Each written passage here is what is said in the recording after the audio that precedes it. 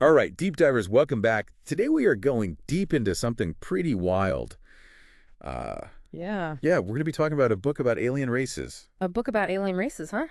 but it's not your typical science fiction novel. Right. This book claims to be like a guidebook Oh, wow. to all the different extraterrestrial species out there that have interacted with Earth. Interesting. Yeah, and this thing is chock full of surprises, let me tell you. So how did this book even surface? Where did it come from? Well, that's part of what's so interesting about it. It was found by a man named Petro. Okay. And he didn't find it in some, dusty archive or anything like that. Right. He found it among his Ukrainian friend's father's belongings. Hmm. And his father was not just some random dude either. He was a high-ranking official in the USSR. Wow. Which But this the is about. Cold War era stuff. Yeah, apparently obsessed with UFOs and aliens. So we've got this book that was found among the possessions of a high-ranking Soviet official who was obsessed with UFOs. That's right. Okay, interesting. Yeah, we've got this book filled with handwritten notes, photographs, even updates that Petro claims were sent to him years after the book was found. Really? So this thing has like a living history to it. It's like a puzzle box with all these different layers of mystery. Wow. And we don't know where he got this information, this father. That's right. We don't even know where he got the information originally. Okay, so we've got mystery on top of mystery here. Exactly. So what makes it even more fascinating, though, Yeah. is that it's not just a collection of, like, alien stories or whatever. It reads more like an instruction manual, Oh, wow. a guide to understanding, interacting with different alien races. Okay, so like a how-to guide for dealing with extraterrestrials. Yeah, pretty much. Interesting. Yeah, and they get even crazier. So the book describes a council of five, The Council of Five. an alliance of five powerful alien races that supposedly play a huge role in human affairs. So some kind of intergalactic governing body. That's what it sounds like. Wow. And then there are all these individual alien species detailed in this book. Oh, really? Some peaceful, some dangerous, and some with appearances that would make your hair stand on end. Okay, you've got to give me some examples. I'm intrigued now. We're talking shape-shifting reptilians, blood-drinking vampires, beings that are practically invisible. Okay, so we've got the whole spectrum of alien archetypes here, it sounds like. Pretty much, we're going to get into all that. Okay, well, this is fascinating. It is. I mean, we have to approach this with a healthy dose of skepticism, of course. Of course. We need to be critical about, the sources and possible misinformation or even fabrication. Right. But at the same time, the sheer amount of detail Right. and the strange connections that it makes to history and mythology, Yeah. you can't just ignore it. No, you can't. So let's actually get into the structure of this book. So it's organized into different sections. You've got the alien races, you've got the Council of Five, alien ships, alien files, and even a section called Alien Dixit. Alien Dixit, that sounds ominous. Yeah, right? Like, what does that even mean? Yeah, like straight from the aliens' mouths or something. That's what it sounds like, yeah. Okay, I like it. So, yeah, each of these sections offers kind of a different perspective on alien life. And it's sort of building this multifaceted picture of their alleged involvement with Earth. Right, but we also have to remember the human element here. We have Petro, and then this shadowy figure of his friend's father who put it all together. I Yeah. mean, how reliable is Petro? What were his motives for sharing this book? Exactly. And what about the father? Was he getting this information firsthand, or was there someone else, maybe even like deep within the Soviet system, feeding him information? We don't know. Yeah, there are so many unknowns here. But, that's part of what makes this so compelling, I think. Oh, yeah. It's like a historical artifact that reflects a time when Cold War anxieties Yeah, were mixing with this growing fascination with extraterrestrial life. for sure. So are you ready to meet some aliens? I am ready. Let's do it. Okay, let's start with a few of the species that really stand out. Okay, so we've got the LGBUK, an ancient reptilian race, and they're apparently incredibly skilled at building spaceships. Ancient reptilian spaceship builders. Right. Then there are the Keely Tukurt, shapeshifters so good at blending in that they're almost impossible to detect. So they could be anywhere. Could be right here, right now. We don't know. That's a little creepy. Yeah. Okay, what else? Okay, how about the Kibir? Now, these guys, the book claims that they played a direct role in the development of the human race. Wait, so they're like our cosmic grandparents or something? Something like that, yeah. Okay. It suggests they've been watching us, maybe even guiding us for millennia. Wow. Okay, that's a big claim. Yeah, for sure. All right, so we've got the benevolent, maybe ancestors now. Give me something a little creepier. Okay, all right, how about this? The Havihanue. Okay, that's a mouthful. I know, right? They're described as vampires. Vampires. Okay, so blood drinkers. Yes, feeding on the blood of humans and animals. And get this, they were last seen in Scotland in 1796. So maybe there's some truth to those old vampire legends. Makes you wonder, right? Yeah, it does. Okay. Now, the book doesn't shy away from describing potentially hostile races either. Okay, good, because I was going to ask for some of those. Yeah, so how about the Mezarch? They're labeled as violent and predatory. Okay. So much so that other alien races have banned them from leaving their planet. Wow, they're like the intergalactic prisoners? Right. Okay, that's scary. Yeah, and then we have the RAK, and these guys supposedly visited Earth in the Middle East, and they are thought to have inspired the beliefs about jinns in Islamic mythology. Oh, wow. So that's interesting. Connecting these alien races to ancient cultures and beliefs. Yeah, it is. All right, now come on. You've got to have some really weird ones in there. Spill the beans. Okay, how about this? The Invisibles. The Invisibles. Okay, that sounds ominous. Right. They're almost completely undetectable to the naked eye. How do you even know they're there? Well, the book suggests that the only way to know that they're near is if dogs start barking for no apparent reason. So, like, my dog's going crazy right now. Are the Invisibles here? Could be. Okay, that's a little unsettling. Yeah, it is. It is. The book does offer a few clues about how to detect them, though. Okay, good. I'm going to need those. Yeah, like seeing their reflection in windows or noticing a strange smell when they're nearby. Okay, so like a faint sulfur smell or something. Yeah, maybe.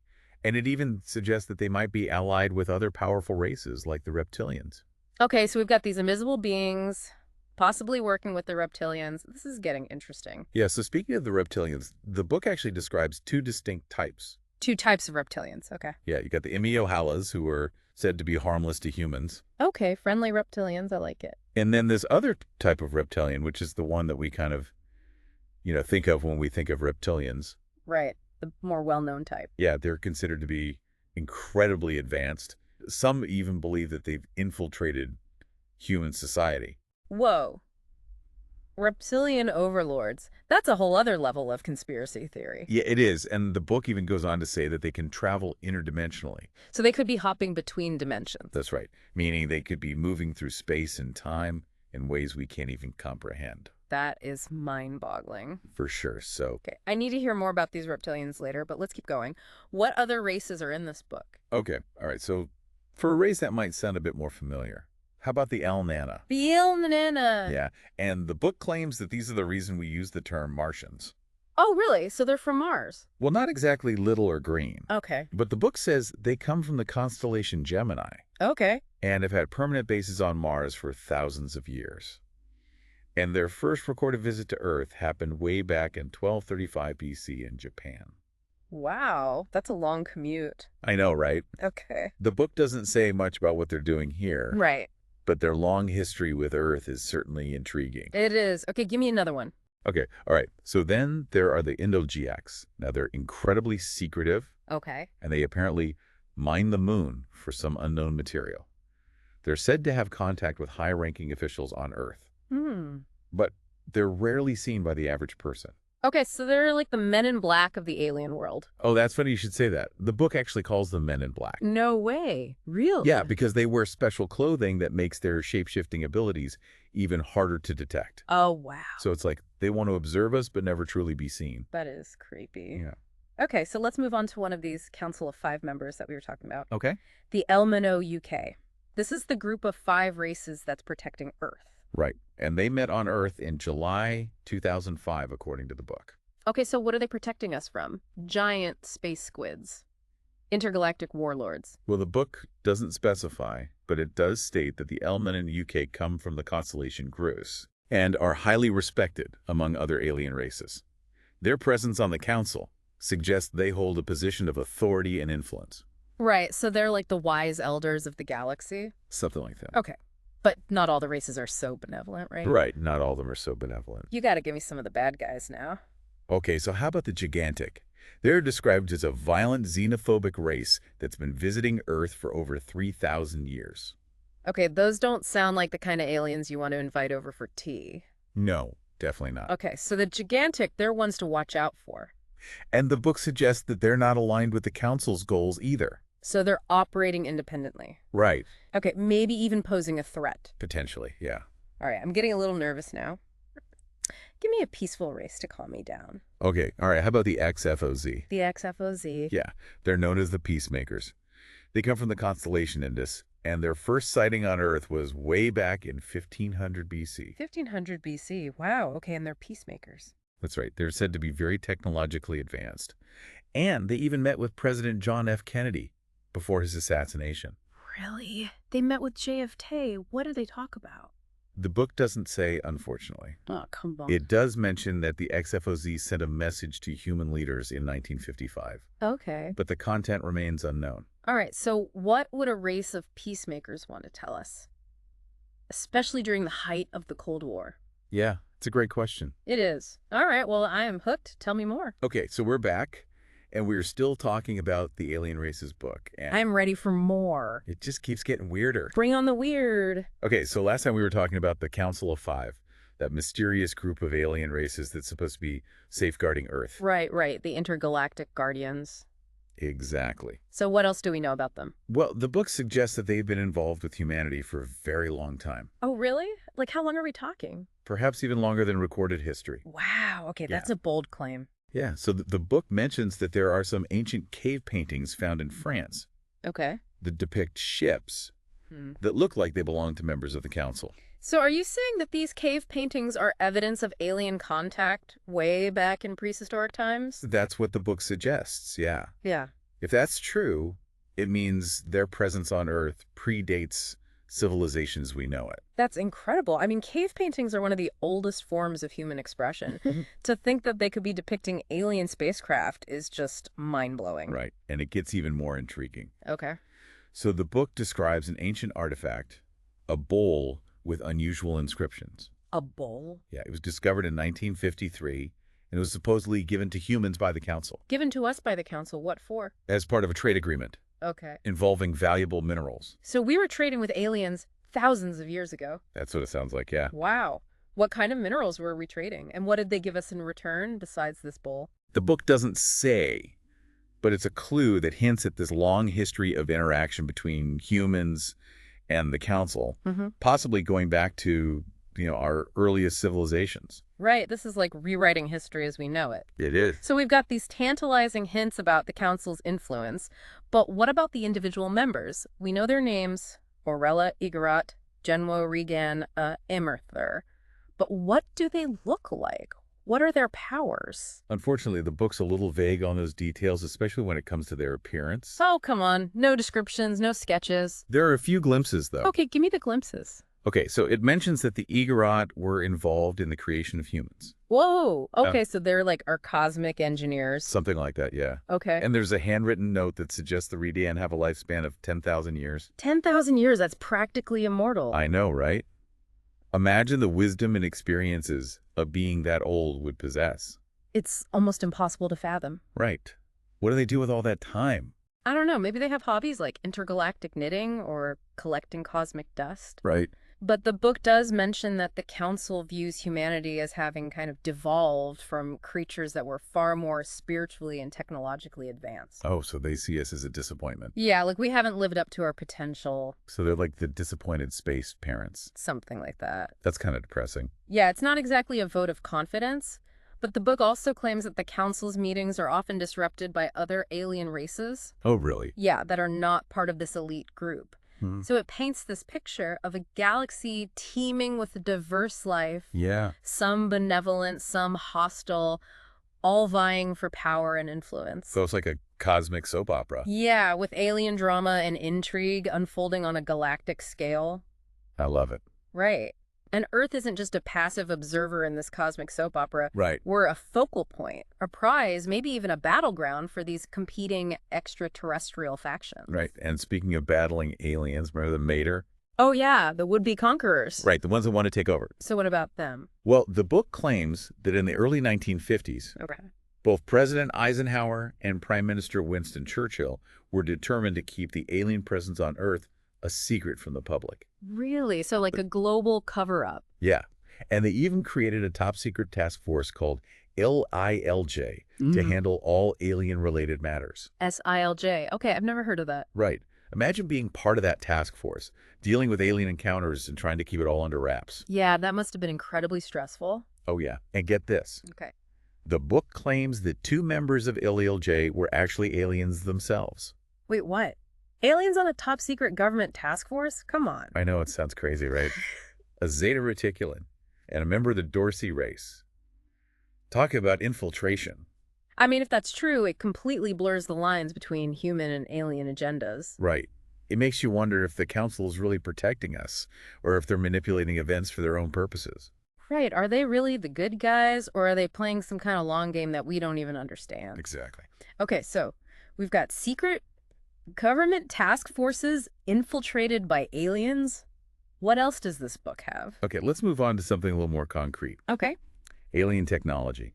The book has a whole section called Alien Ships. Alien ships. Okay, Now, that sounds promising. Yeah, it's filled with diagrams, photos, and descriptions of supposed alien spacecraft. Oh, wow. So we're talking blueprints and schematics and stuff. Yeah, and some of them look remarkably similar to UFOs that have been reported in modern times. Oh, really? Give me an example. Yeah, so there's a photo of a ship labeled as a cart that was taken in 1971. Okay. And it's that classic disc-shaped craft hovering over a field. Classic flying saucer. I like it. Right. And there are sketches that supposedly show the internal structure of a Puritav Illumia ship. Puritav Illumia. Okay, another one for the list. Right, with all these weird symbols and glowing components. Okay, so this is like alien tech porn. Pretty much, yeah. I love it. What else? Don't forget the blueprints. Blueprints. Okay. Hand-drawn diagrams labeled as belonging to the KGB and Aljibilyuk. Okay, the Kibir, those are the ones who supposedly helped create humanity, right? That's right, yeah. And the Aljibilyuk, the spaceship builders, Okay. complete with notes about propulsion systems and energy sources. So this is like someone peeked inside an alien workshop and just started sketching? Exactly. Wow. I mean, how do we know any of this is real? It sounds like something out of a movie. Right, that's the million-dollar question. Yeah. The book itself even acknowledges that a lot of this information is secondhand. Okay. So Petro, the guy who shared the book, admits that his friend's father probably got some of this data from other sources. Okay. Like where? Including KGB files and rumors from within secret sects. So we're talking about a mix of official intelligence and like underground esoteric knowledge. Yeah, pretty much. Okay. I mean, that's kind of what makes it so fascinating, though, right? It's like this weird blend of history, conspiracy theory, and maybe even some genuine alien contact. Exactly. We can't treat it as gospel, right? But we also can't dismiss it outright. Yeah. It's like a historical artifact, a snapshot of a time when Cold War anxieties mixed with this growing fascination with what might be out there. Exactly. Okay, I'm ready for more. What else you got? Okay, speaking of Cold War anxieties, there's a section in the book called Alien Files. The Alien Files. Okay, this sounds juicy. Right. And these are supposedly excerpts from KGB documents detailing UFO sightings and alien encounters that were investigated by Soviet authorities. Oh, wow. So like the Russian X-Files? Exactly. Okay, I'm hooked. Give me some examples. All right, so one of the most intriguing cases involves the HMS Sickle. HMS Sickle. It was a British submarine that went missing in 1944 while on patrol in the Atlantic Ocean. Okay, so what happened to it? Well, the book claims that one of the crew members was abducted by the Matri. The Mater, the ones who want to take over the Earth. Right. So they kidnapped a sailor. What for? To gather intelligence, maybe? The book doesn't say. Okay. But here's the bizarre part. The abducted crew member supposedly resurfaced in 1971, working as an advisor to President Ronald Reagan. Wait a minute. Are you saying that a British sailor who was abducted by aliens ended up as an advisor to the President of the United States? That's what the book claims. Yeah. That is wild. I know, right? I mean, was he brainwashed or something? Was he a plant? What was going on? It's not clear, but it's a wild story, even by Alien Races book standards. It really is. I mean, it raises more questions than answers. Definitely. But whether true or not, it highlights a common theme in this book. Right. That these alien races aren't just observing us, they're actively interfering in human affairs. Right, sometimes subtly. Yeah. Sometimes dramatically. Well, exactly. Okay, so we've got missing submarines and presidential advisors with possible alien connections. This is getting good. What else is in these alien files? Okay, how about a guy named Mikhail Japaridze? Mikhail Japaridze. Okay. No. So in 1947, he was fishing in the Black Sea when his boat was surrounded by a bright light. And he vanished. 12 sailors witnessed the incident. Wow. But no trace of Japaridze or his boat was ever found. and stuff. Right. And the book claims he was taken by the Kalenia, a race interested in Earth's minerals. Wait a minute, the Kalenia, didn't we say earlier that they don't abduct humans? Yeah, you're right. The book is full of contradictions. Okay, so we've got some inconsistencies here, but Right. keep going. What happened to this guy, Jeparidzi? Okay, so according to the book, he reappeared 25 years later in 1972 25 years later. on the same beach where he vanished. Wow. He was naked and disoriented, and he claimed to have been taken to the moon by the Kalenia and forced to work as a slave in one of their underground mines. A slave on the moon, that's a new one. I know, right? Unfortunately, Jeparidzi died in 1980 from a self-inflicted wound. Oh, wow. But before he died, he carved a message on his chest. A message on his chest. Okay, what did it say? SS Wantaba. They are still waiting. SS Wantaba. They're still waiting. That's creepy. What does it mean? Who are the SS Wantaba? The book doesn't offer any explanation. Oh, come on. That's frustrating. I know it is. So we've got this cryptic message, and we have no idea what it refers to. It's just another one of the many mysteries surrounding these alien encounters, but it's a reminder that even if these alien races are technologically advanced, Right. their motives might not be benevolent. Right. They're not all peacemakers and benevolent guardians? Exactly. Okay, I'm ready for more. Hit me with another one. Okay, so how about alien bases on the moon? Alien bases on the moon. Are you serious? That's what the book claims. Come on. Yeah, it even includes diagrams showing how these bases are constructed with detailed descriptions of the technology used. Okay, so we're talking underground bunkers, Right. mining operations, maybe even like hidden cities? Maybe? Wow, and who's running these bases? Well, according to the book, more than one race is conducting operations on the moon. Okay, so multiple alien races have set up shop on our moon. That's right, including the Iandolgiacs. The Induljax. The secretive miners. Right, and a race referred to only as Mythalae. The Mythlae. Okay, another new one. Right, and they were described as being involved in human abductions. Oh no, not more abductions. Yeah, and they use these abducted individuals either as slaves for their mining operations. Oh, so they're basically running a cosmic sweatshop on the moon. Yeah, pretty much, or as participants in some kind of intelligence gathering program. So basically they're either working them to death or experimenting on them. Yeah, it's not a good situation. No, it's not. I mean, imagine being plucked from Earth and forced to serve an alien race on the moon. That's the stuff of nightmares. It really is, Yeah. and it raises these uncomfortable questions about, the true nature of alien abductions and the motivations behind them. Right. Are they just abducting people at random, or is there some kind of criteria? Are they looking for specific skills or genetic traits? It's unsettling to think about. Okay, I've officially creeped out. Let's move on to something a little less disturbing. Okay, yeah. How about... Is there anything less disturbing in this book? Well, unfortunately, not really. Oh, come on. There's a particularly chilling account of an incident in 1656 BC 1656 BC. Okay, so we're going way back. when the reptilians attacked and killed a group of humans in what is now Russia. Reptilians in ancient Russia. What were they doing there? According to the book, they were building an underground base in the area, Okay. and the humans stumbled upon it. So they killed them to cover up their presence. That's what it seems like, yeah. Pretty cold-blooded even for reptilians. Yeah, that's not a good look. No, it's not. Right. The book includes a quote from a member of the Tengiri race. The Tengiri? Okay. Remind me who they are. They're another one of the alien races described in the book, Okay. and they witnessed the attack. Okay. And he describes seeing a fire rain and feeling the earth shake like in the hands of a child. Mm. So it's this vivid and terrifying picture of the destructive power these alien races possess. Yeah, I mean, it sounds like something out of a apocalyptic movie. Right. It's incredible to think that such a powerful event might have been the result of, conflict between extraterrestrial civilizations. It's mind-boggling. And it gets even more interesting. Okay. The book also claims that another race, the El-Manayuk, intervened in the battle. The El Menake, the Council of 5 members. Right, and they prevented the Manayuk from achieving their goal of conquering Earth. So the El Menake are the real heroes here. It seems like it, yeah. They saved us from the reptilian invasion. Maybe, Wow. but it also raises questions about the role of the Council of 5 in all of this. Right. Are they truly protecting Earth, or are they just manipulating events to maintain their own power and influence?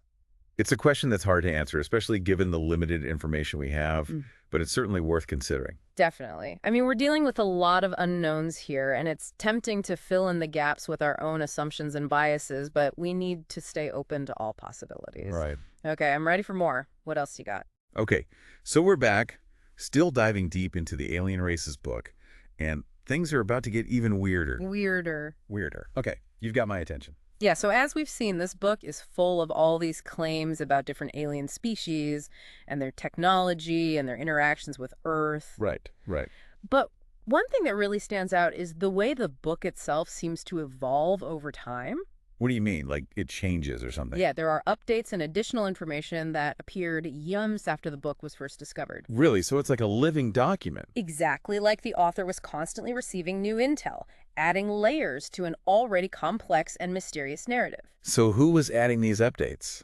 Petro? No, it seems like it was the original author, Petro's friend's father. Oh, wow. So this guy was like piecing together a giant puzzle, one strange encounter at a time. Yeah, pretty much. So one of these updates from 2003 mentions something called icons appearing in Washington, D.C. Icons. Okay, that's intriguing. What were these icons? The book doesn't elaborate, but it's definitely one of those things that makes you go, yeah, were they like physical objects, projections, some kind of energy phenomenon? Right. It's definitely open to interpretation. Okay, so mysterious icons in Washington, D.C. What else? Okay, how about this? There's an update from 2007 that describes increased alien activity in the Bora Bora region of the Pacific Ocean.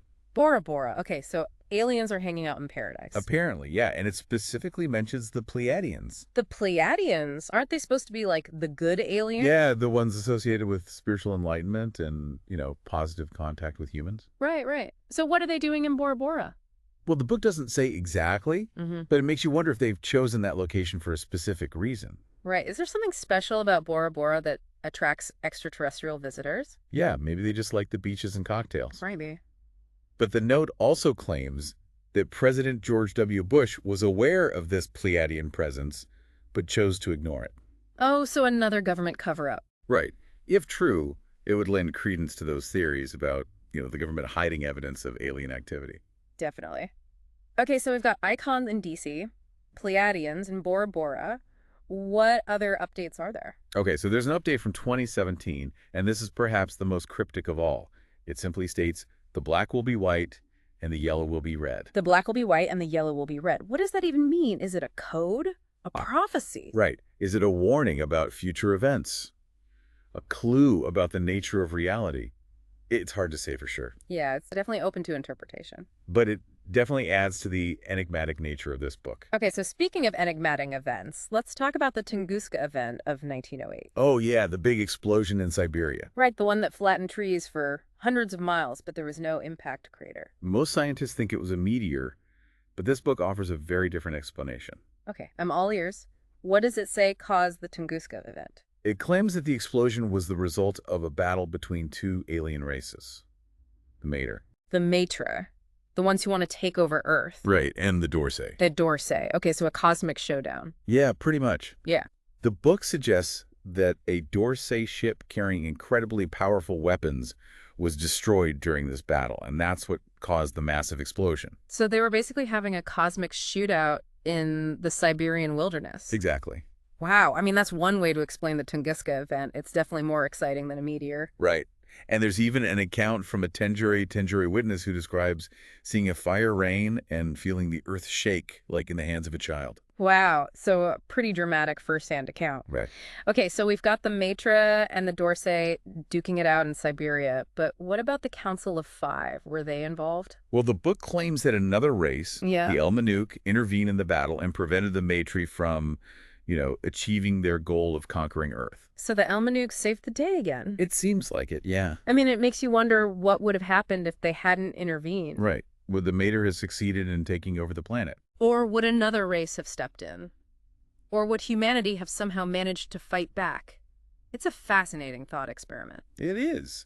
But beyond all the accounts of alien races and their conflicts and everything, what I find really fascinating are the personal reflections that are scattered throughout this book. Oh, yeah, like the author's own thoughts and observations. Exactly. These handwritten notes from Petro's friend's father, it's like getting a glimpse into the mind of someone who is deeply immersed in this world of UFOs and alien encounters. Right. So what kind of things did he write about? Well, one note that really stands out is a reflection on humanity's shortcomings. Okay. He writes, "Men of the humankind has slowed your spiritual progress in half because you fear the future. You have not learned that the universe is to be respected.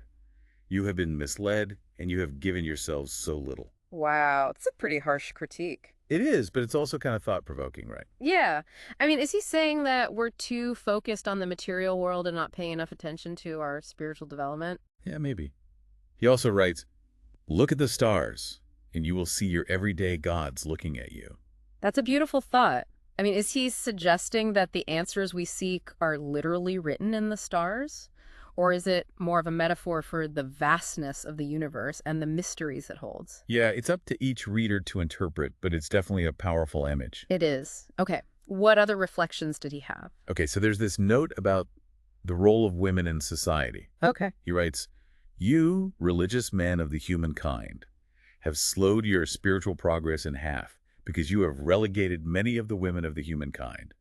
Men of the humankind should not destroy what the women of the humankind have created." That's an interesting perspective. It seems like he's saying that the suppression of women has hindered humanity's progress. Yeah, exactly. And he seems to be advocating for a more balanced and harmonious approach to gender roles. Right. It's a perspective that resonates with a lot of contemporary thinkers. Yeah, for sure. And then finally, there's this message that seems directed at all of humanity. He writes, "This is a message of disambiguation to all of you.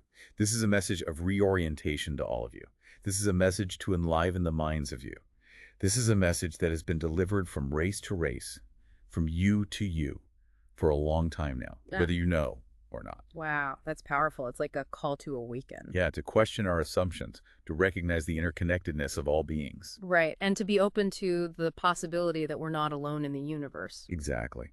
So after diving deep into this Alien Races book, we've encountered all these different extraterrestrial species and cosmic battles and government cover-ups and profound philosophical reflections. Yeah, it's been a wild ride to say the least. It has. Yeah. And while we can't say for sure which parts of this book are true and which are not, I think its real value lies in its ability to spark our imaginations. Right, to make us think outside the box. Exactly, and to challenge our preconceived notions and to remind us that there's still so much we don't know about the universe and our place in it. I completely agree. This deep dive has been an incredible journey. It has. It's left us with a sense of wonder and a desire to learn more. And that, I think, is the beauty of exploring these kinds of topics. They push us beyond the boundaries of the familiar and force us to confront the vast unknown. So as we wrap up this deep dive, I have one final question for you. If you could have a conversation with one of these alien races, which one would you choose and what would you ask them? That's a great question, and one that I think all of our listeners should ponder. Keep searching, keep questioning, and keep looking up. Until next time, happy deep diving.